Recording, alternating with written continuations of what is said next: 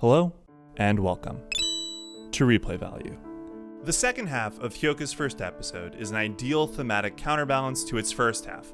Our first mystery laid out the path forward, what Houtarou called a rose-colored life on his walk into school, and the relationships that will bring him to confront his beliefs and self on that matter. This second mystery slows that roll. This is not going to be a clean straight line, there are going to be missteps and tangents, and most importantly, Houtarou didn't become the person he is by accident, so a little bit of resistance to new forces only makes sense. And the way that the second mystery primes us for that is through Satoshi's story. It starts off with these beautiful watercolors, sunset oranges and reds, and then Houtarou's objection revealing it was raining the day before, changing our color palette to dark, depressing browns and blacks. And when we leave the story, it's still raining. The color palette and lighting are more muted than our richer shades from the first half. So purely on a visual level, Hyouka has set the table for the different ideas presented in this half. One of my favorite things about Satoshi's story is the theatrical telling. Houtarou calls this out as drama over accuracy, but the sequence sells it. Satoshi's grandiose delivery, the Moonlight Sonata, the sound design as the ghost slithers to her feet, it's all excellent, and the cut from the hand to Satoshi in performance mode perfectly pulls the wind out of the story as Houtarou again questions the legitimacy of it. My other favorite thing about it is that the version of the girl in the warm coloration has Chitanda's eye color. I used to wonder whether this visualization was Satoshi's as he's telling the story, Houtarou's as he's listening to it, or neither, just for the audience's benefit, and I've come down on Houtarou's. The fact that we cut from the visualization to Houtarou's point of view is the strongest case, but I can't help but think that the curious first-year girl who would look for the pianist having Chitanda's eyes is another stable pillar to that argument. As we enter rainy reality and begin the setup for the crux of the episode, I truly love how Hyouka frames its shots.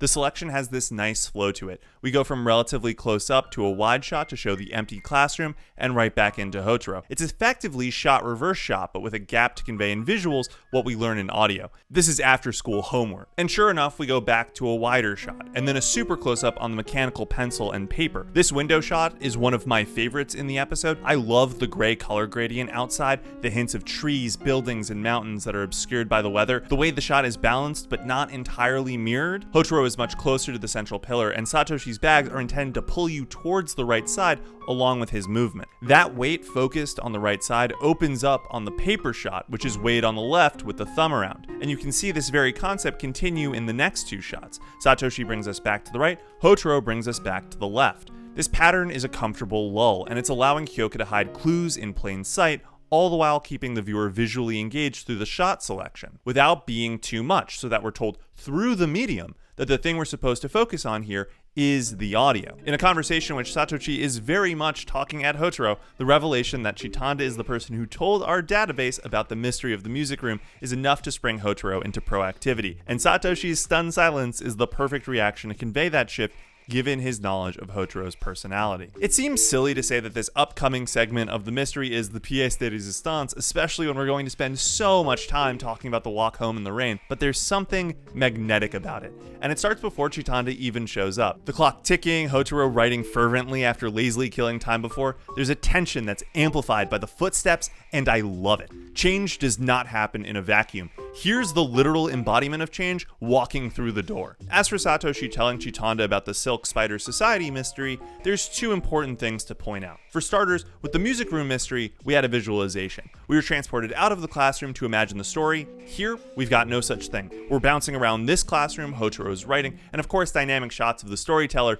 and his enraptured audience. This is yet another feather in the cap for the Houtarou visualization theory, in my opinion, since Houtarou now focused on writing and doesn't have the luxury to daydream. What I love about this is how it hides the foreshadowing in plain sight. The random shots of the classroom probably feel like simple filler, but in actuality they're hiding the key hint in frankly obvious places. Once you've seen it, it's really hard not to notice the hanging paper in this shot as Chitanda is walking across the screen, since her movement drags your eyes over it. In the gap between Satoshi and Chitanda in this shot, though, your focus is on Houtarou admittedly, and on the left when Houtarou is finished writing. That clever storyboarding trick, when combined with the dual purpose of showing us how badly Houtarou wants to finish his homework, while telling us the mystery that Houtarou is about to solve, which the previous sequence told us were interconnected, is the masterstroke of this scene. That leads us to the solving of the second mystery first, and despite this being Houtarou's plan, the guilt on his face is plain to see. The shots of the characters for rose-colored falling out of the overcrowded board,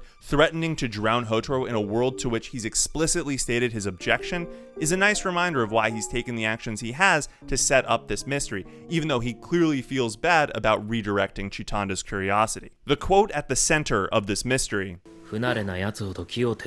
as Houtarou explains that she'd been thinking like a new first year, where you'd try to put it out of the way so as to not draw attention, not realizing that that's exactly how you'd get found out, since upperclassmen would know how not to stick out on the main board. That might also be a meta wink at the hiding of the removed pin in the aforementioned previous sequence, and also for the foreshadowing from the scene before that, Houtarou looking out at what is revealed to be the music room later. As far as solutions and mysteries go, this one is pretty low on the Hyouka totem pole, but that's because it isn't the actual mystery, and Houtarou MacGyvered a solution for his own purpose. The important thing is that quote, and the resulting walk home in the rain, which, in a series with nigh infinite number of great scenes, might be its most underrated.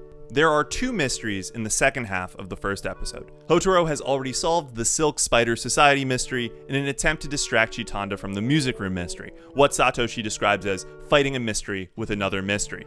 But the real hanging question that overlays all of this is why? Why did Houtarou do this? And Satoshi is our vehicle for figuring out that all-important answer. After flashing back to how Houtarou set up his solution, Satoshi jumps in and asks why, suggesting that it couldn't be because the music room mystery was too much for Houtarou. Houtarou confirms that it's purely because the music room was far away, as was in plain sight from earlier, and he simply wanted to turn in his homework and go straight home. 宝太郎だよ、やっぱり。私、気になります。やらなければいけないことなら手短にだ。 I love the sequencing here.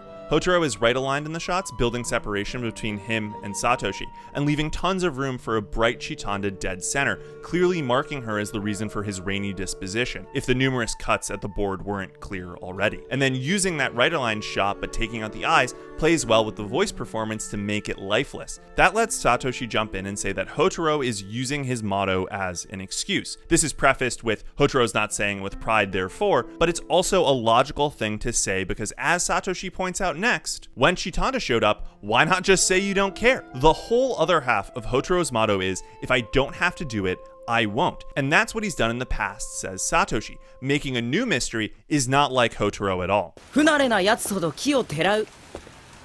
今日の宝太郎がまさしくそれだよ。 In other words, Houtarou is not acting in line with his motto at all, as we saw in the first mystery, and explicitly pointed out by Satoshi here that the difference is Chitanda. There's something about Chitanda that makes it so that Houtarou is trying to find some loophole in his motto, declaring as he did earlier that he had to do it, when we all know logically that that is not the case. And we can interpret from his reaction to Satoshi's prodding, this one is priceless by the way, that he knows that that's true and is bothered by this. This all comes to a head here. 宝太郎は今日、チタンダさんを拒絶したつもりかもしれない。でもね、拒絶したかったわけじゃない。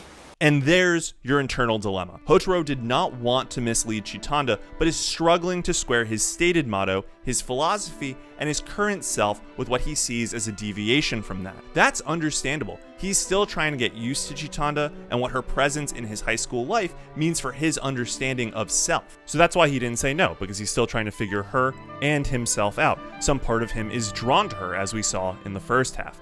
Satoshi describes this as considering the problem and putting it off, something which brings a big shock of relief to Hotarou's face, as though he has realized he doesn't have to make a decision about what this means for him at this exact moment. He doesn't have to pick between his so-called gray life and a rose-colored life just yet. He doesn't have to square his desire to conserve energy with the things that Chitanda has started to make him aware of and consider, parts of him that are not realized by his chosen lifestyle at the moment. And as Satoshi grins that lovable grin, the cello suite begins to play and Houtarou solves the music room mystery. The ghost being a student who set a CD player to wake her up to get off the school grounds in time, and was mistaken for a ghost in the dark with disheveled hair and bloodshot eyes from just having woken up. And that leaves the last little bit of important dialogue, Satoshi's parting words here. 音楽室まで行ってた方が、ゆくゆくは省エネにつながったような気がするんだ。今日の屈託は意外と高くつくかもしれない。 The first is the obvious interpretation. Chitanda might have forgotten about the music room today, but she could always remember. And now Houtarou has only delayed the walk to the music room in addition to having had to invent the Silk Spider Society solution. The second is that the decision to put off an answer is only going to lead to more circumstances of tough reconciliation. It would be easier for Houtarou to just reassert his motto and decide that assisting Chichanda either does or does not qualify as things he must do, and his decision to not make that decision may cost him his way of being in the long run. And on that note, as the two boys separate, Houtarou thinks about what exactly he's just put off and walks alone into the rain. Quite the difference from the ending of the first half, which had him walking with Satoshi and Chitanda into the Sakura petals, as though to reinforce the duality that these two halves are to have on our understanding of Hyouka's first episode and its future ones. And oh boy, does this half in particular have plenty of legs later in the show. It certainly isn't by accident that Satoshi says the great line that fighting a mystery with another mystery is like him after all. I can't wait to get there and to explore all of the future themes and symbolism of Hyouka, but for now, we'll wrap it here until we take a look at my personal favorite arc in the show, that of Sekitani Jun.